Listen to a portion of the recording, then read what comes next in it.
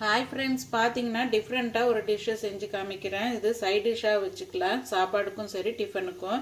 பொதுவாக முருங்கைக்காய் குழந்தைங்க சாப்பிட மாட்டாங்க. இந்த தோலில் இருக்க சதை எடுத்து ஈஸியாக குழந்தைங்கள எப்படி சாப்பிட வைக்கிறதுன்றதை இந்த டிஷ்ஷில் நான் செஞ்சு காமிக்க போகிறேன். அதுக்கு முருங்கைக்காய் கொஞ்சம் சதை இருக்கிற பகுதியாக சதை இருக்கிறதா பார்த்து காய் வாங்கிக்கோங்க. பெரிய வெங்காயமோ சின்ன வெங்காயமோ உங்கள் ஆப்ஷன் தான். அதுக்கப்புறம் தக்காளி, மல்லித்தலை, கருவேப்பிலை, அதுக்கப்புறம் இஞ்சி பூண்டு பேஸ்ட்டு கொஞ்சமாக எடுத்துக்கோங்க. அதுக்கப்புறம் பெருங்காயத்தூள், அதுக்கப்புறம் பார்த்தீங்கன்னா சாம்பார் பொடி, நம்மளுடைய காமனான சாம்பார் பொடிங்க. கடுகு, உளுந்து, சீரகம் தாளிக்க. வாங்க இதை எப்படி செய்கிறதுன்றதை பார்ப்போம். பாருங்கள், கம்ப்ளீட்டாக எடுத்தாச்சு. இது நார் இல்லாமல் எடுத்தாச்சு. இதை இப்போ நம்ம ரெடி பண்ணிக்கலாம்.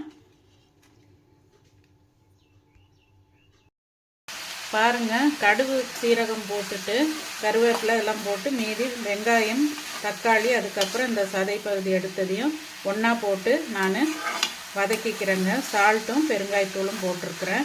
இது நல்லா வதங்கி வந்ததுக்கப்புறம் காரப்பொடி இதெல்லாம் சேர்த்துக்கலாங்க.